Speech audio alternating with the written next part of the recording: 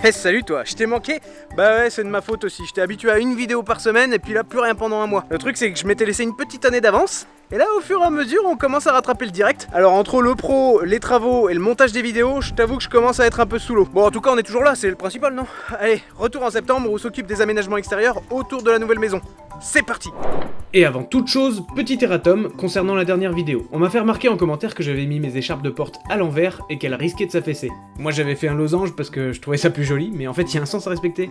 Donc merci à Frédéric et Bess pour cette remarque, j'ai corrigé le tir, comme quoi ça sert YouTube. Donc n'hésitez pas à me le dire quand je fais de la merde.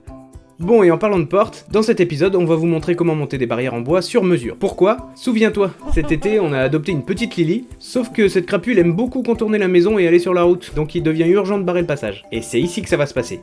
Et on commence par les poteaux qui vont soutenir la barrière en réutilisant les chutes de panne de l'appentis. Recyclage forever. Sarah s'occupe de mettre de l'enduit bitumineux au pied des poteaux, sur une trentaine de centimètres. Comme ça, la pluie, elle va pas dans le bois. Ça va effectivement éviter qu'ils pourrissent trop vite au contact de l'eau. Et comme ça, on a des belles barrières. Et comme ça, mon chien est en sécurité. Pourquoi tu me filmes au moment où je fais de la merde? Je suis fatiguée, j'ai eu mon vaccin hier. Pendant ce temps-là, je creuse des trous aux emplacements de mes futurs poteaux, et je m'occupe de couper les lattes qui vont constituer ma barrière. Pour le bois, j'ai acheté des petites lames de pin qui servent normalement à faire des terrasses. Il a l'avantage d'être déjà traité, c'est pas cher, c'est à la fois léger et résistant, donc c'est plutôt pas mal pour faire une barrière un peu solide mais qui soit pas trop lourde à pousser. Ok, maintenant je fais les arrondis de mes poteaux et j'ai trouvé le mug parfait pour faire le traçage. Je fais la découpe à la scie sauteuse. Petit coup de ponçage pour affiner. Et je reproduis ça sur 35 lattes.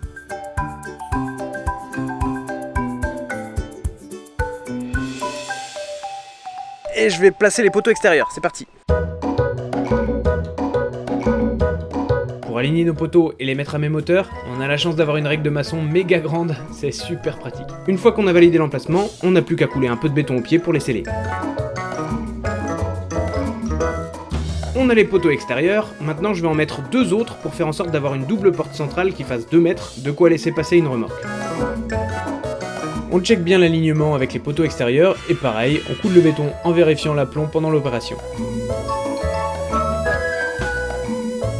Bon, la barrière au total elle va faire 4 mètres de long, donc c'est pas immense, j'ai pas forcément besoin de mettre des jambes de force. Mais bon, j'ai quand même envie de rigidifier l'ensemble, donc je vais quand même venir me piquer dans le mur ici. Puis de l'autre côté, je vais faire un petit retour qui va venir aussi se piquer dans le mur. Allez! De ce côté-là, c'est easy, je viens tout simplement fixer mon poteau dans une traverse en bois qui est déjà dans le mur. De l'autre, je dois créer un petit retour. Pour ça, je commence par fixer des équerres dans le mur extérieur qui est bien solide.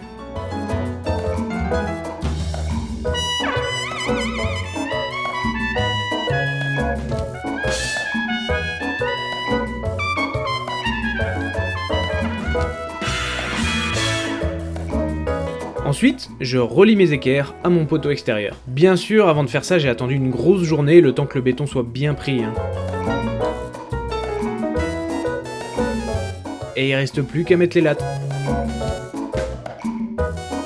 Bon là c'est bon, hein, les poteaux extérieurs c'est du solide, j'attaque les petits côtés. Pour les petits côtés, même schéma, je mets juste en place un petit système pour faire en sorte que mes lattes soient toutes à la même hauteur, sans avoir besoin de mesurer à chaque fois.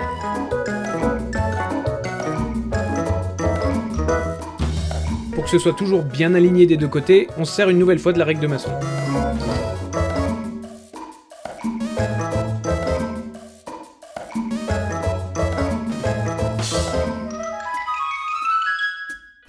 Yeah!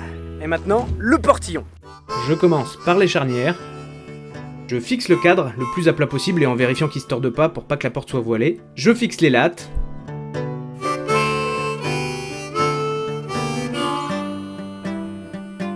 Et je finis par l'écharpe dont je vais tracer les découpes grâce à un rapporteur d'angle. Et je fais bien gaffe que la diagonale s'appuie sur le gond du bas cette fois. Je ferai plus l'erreur.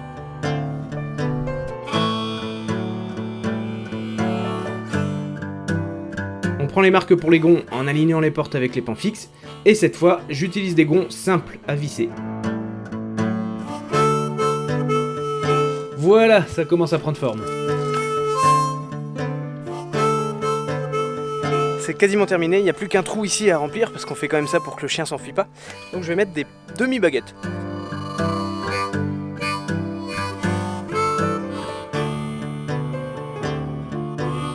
Plus qu'à mettre les loquets pour la fermeture en haut et en bas.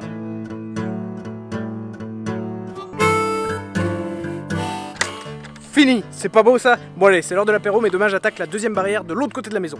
Et on est déjà demain. C'est rapide sur YouTube. Bon voilà à quoi ça ressemble de l'autre côté. En fait, l'ancien proprio a fait une extension ici, qu'il avait prévu d'amener jusque là-bas, mais il n'avait plus assez d'argent. Donc c'est resté en chantier, et il va falloir que je débarrasse un peu tout ça. Mais dans un premier temps, je vais faire ma barrière sur ce muret-là, qui est à moitié rempli avec du béton armé et à moitié pas fini. Pour faire la barrière sur ce muret, j'ai d'abord pensé à faire des trous dans le béton armé pour y insérer mes poteaux. Mais bon, tu t'en doutes, peine perdue. Du coup, je pars sur une autre idée, couler des petits plots en béton autour de mes poteaux. Esthétiquement, c'est pas dingue, mais ça tient.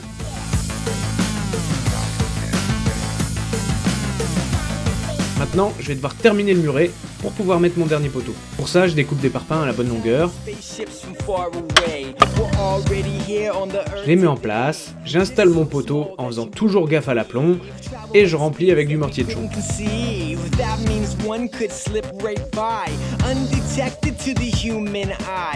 Après rebelote, je m'accroche au mur avec des équerres et je viens fixer les lattes.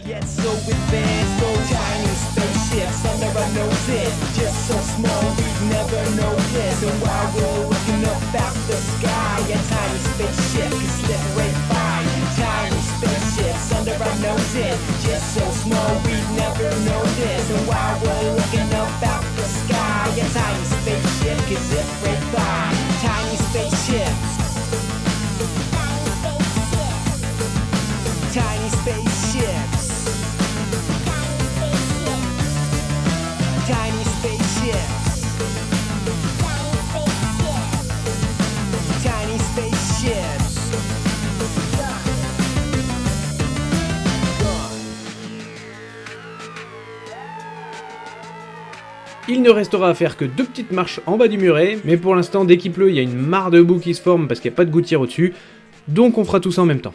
En tout, ça nous aura pris 5 jours pour faire 8 mètres linéaires de barrière en bois. Et je suis plutôt content, hein, c'est du solide, hein, ça va pas bouger.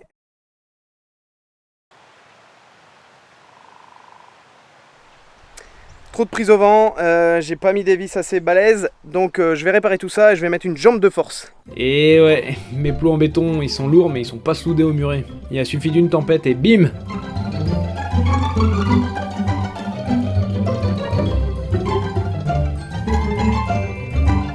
J'ajoute donc des petites jambes de force qu'on trouve dans le commerce et je mets encore un peu de béton au pied. Ça paraît pas grand chose mais là c'est sûr, ça bougera plus. Yeah, j'ai trouvé un récupérateur d'eau sur le bon coin, donc je vais pouvoir enfin faire ma gouttière. L'eau ne va plus stagner en bas, donc je vais pouvoir faire mon petit escalier. Et je vais commencer par ça parce qu'il fait beau.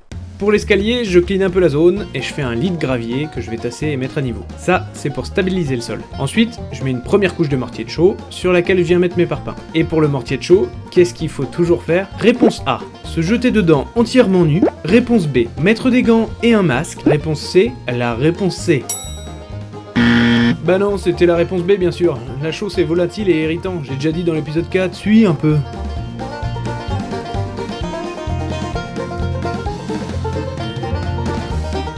Ok, pour l'escalier, il n'y a plus qu'à attendre qu'il sèche, on passe au récupérateur d'eau. Je commence par creuser une tranchée en pente, je vais y enterrer une canalisation qui va rejeter les trop-pleins de mon robinet extérieur et du récupérateur dans le fossé d'à côté.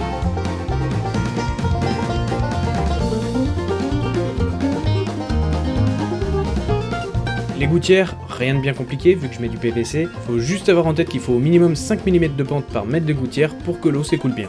Petit test intermédiaire avec un arrosoir en partant de la toiture.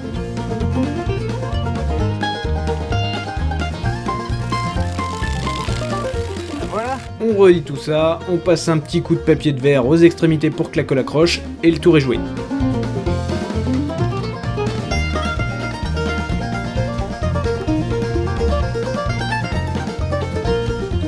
Bon, ça y est, notre chien a trouvé comment traverser le fossé pour passer dans le champ d'à côté, donc il va falloir que je barricade aussi de ce côté-là.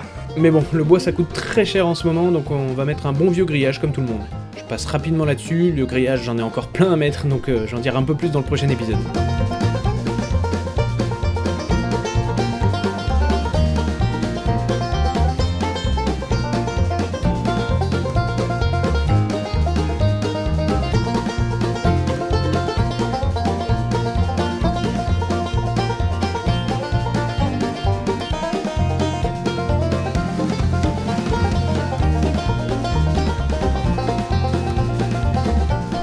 Et voilà, notre petit chien est maintenant en sécurité, c'était quand même le but principal de toute cette opération. Comme j'ai dit en début de vidéo, difficile de tout concilier en ce moment, ça me prend 4 jours rien que pour monter une vidéo, donc je vais un peu ralentir la cadence. Mais ce qui est génial, c'est que tu peux t'abonner et activer la petite cloche pour être au courant des dernières vidéos qui sortent.